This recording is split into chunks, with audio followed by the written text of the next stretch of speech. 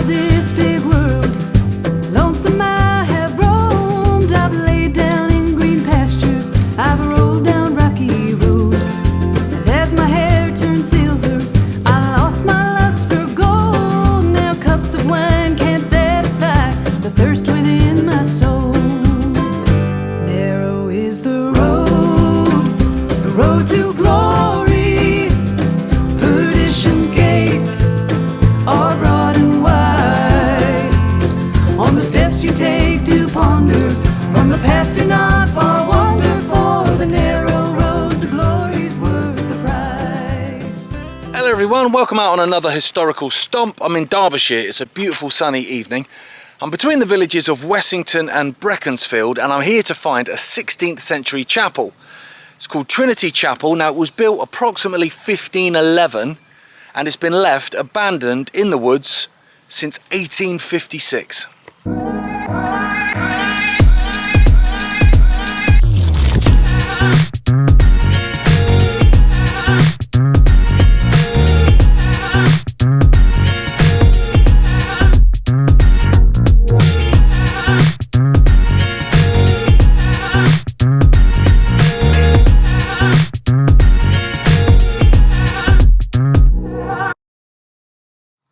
So as far as locations go, this ain't half bad.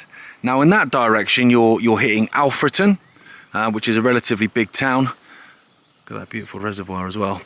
That direction, Claycross, Chesterfield, and if you go up and over the hill you're hitting Matlock. So we're kind of, you know, in the middle of lots of places whilst simultaneously being in the middle of nowhere.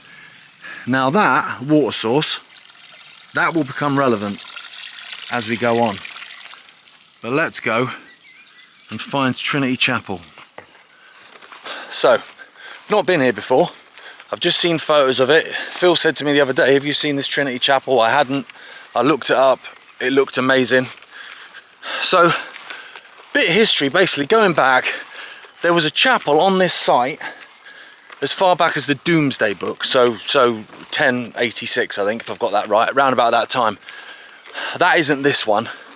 But this one, they say, was built in 1511 by a guy called Hugh Willoughby, who was the sergeant in arms, whatever that means. I'm guessing head of his army, probably. Sergeant in arms for Henry VIII. And he supposedly built this chapel in memoriam for his wife, Margaret, who'd sadly passed away. Not sure what of, but in those days, consumption or childbirth normally, wasn't it, if we're honest. So there we go. I mean, look at that for a view. That's incredible. Got loads of little villages dotted around, and that's where that water source at the bottom there becomes relevant. So these villages around here, Brackenfield, Wessington, and others, they didn't have a water supply. They didn't have mains water supply, although I'm soaked already. Oh mate, I'm up to my ankles in muddy water. Never mind. They didn't have their own water supply piped in until the 1930s. I'll take these off because I'm going in the woods. Until the 1930s. So obviously all the villages have got wells. Well, those wells would dry up. But one sort of water source that didn't dry up was one here. And it came out from underneath the church and out there. So people kind of saw it, God, that was loud.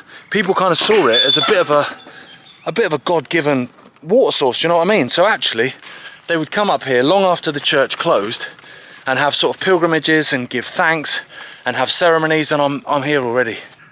Now here we go.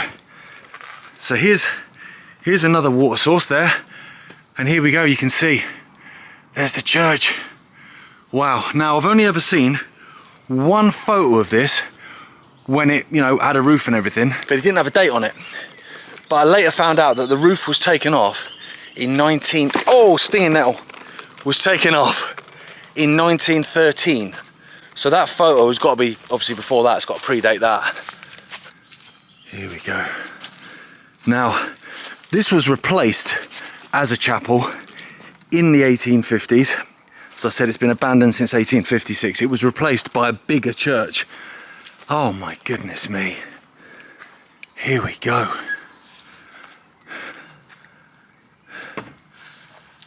Trinity Chapel. Look at this. Built in 1511. So this would have been the door. Still got a gate on it. Goodness me, right, in we go. Into the church. I've had a shave and everything, because I thought, you know, coming to a God's house. Look, the bell tower, you can see the holes where the bells used to be. Amazing. Now, I'm going to come and stand at the back wall here. Something's buzzing, it sounds big. Right, now look at the size of this church, right?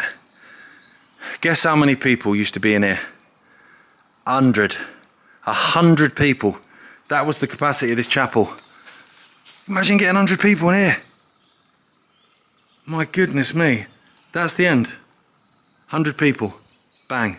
And quite quirky as well was that the men were on one side, they were on the south side of the chapel, and the women were on the north side of the chapel, and never the two shall meet. So there was a separation between the men and women. I'm not sure why they did that. A sign of the times or whatever, I'm not entirely sure. But goodness me. There, you got blocked up windows, look. I'm not sure what would have been here.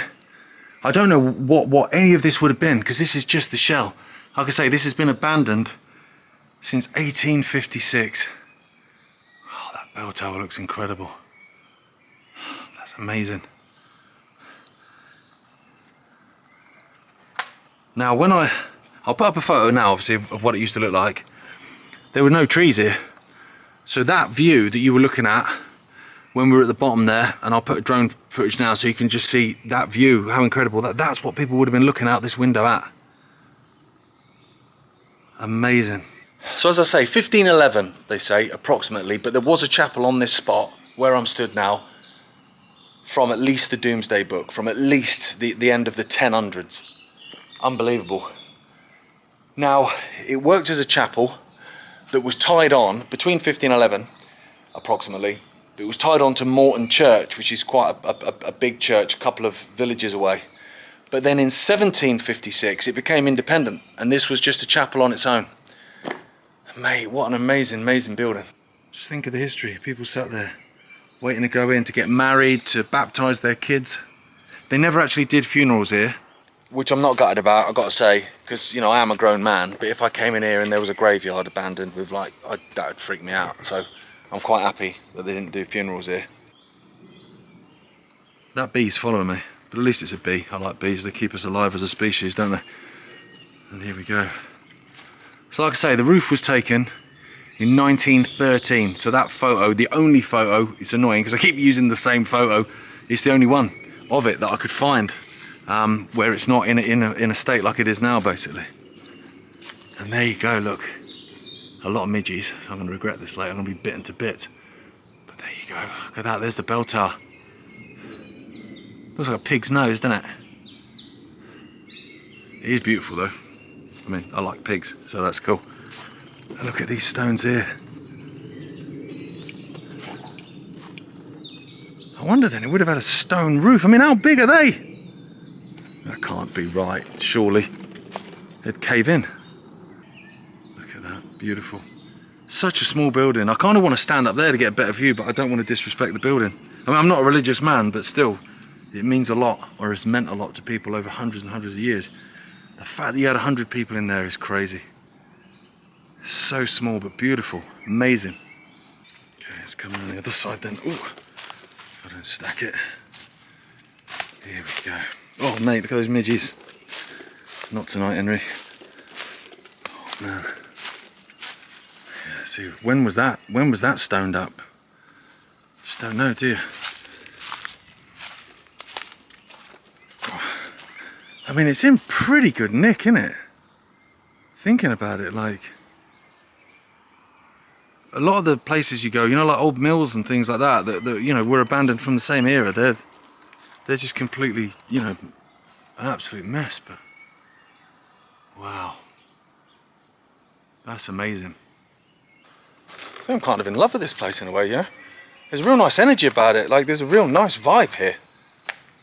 Which I'll be honest with you, I didn't know what to expect. You know, when you come to old places, especially when you're on your own, let's have it right, and you're in the woods, it's like, there's a real nice energy. And you know, maybe because that water source is coming out of here, you know, these people will come in and and having their lives saved, basically, by being able to get the water when all the wells had dried up, that there was actually always quite a nice happy energy here, because it's like you're going here for good stuff, do you know what I mean? There we go. That's it, I've done a tour. Full circle, it's tiny, but it's incredible. And I wonder here what this would have been, whether this would have had a roof on it as well on the side. I imagine it would. I'm trying to hark back to that old photo I've seen, that probably would have had a roof there like that. And there's your entrance, incredible. So that's me. Thank you so much for watching. This is Trinity Chapel. What an amazing building. 1511 and abandoned since 1856, 1857 approximately. So mate, I'm happy to be in here. It's great. Hope you enjoyed that. Only a short one, but what a find. What a find. Mate, Derbyshire is incredible. This whole country is incredible. You know, we don't have a lot to be proud of in lots of different ways in England, generally politically, but our heritage and our architecture and our buildings and our history, mate, amazing. Thanks for watching. I'll see you next time. Mate, it's awesome.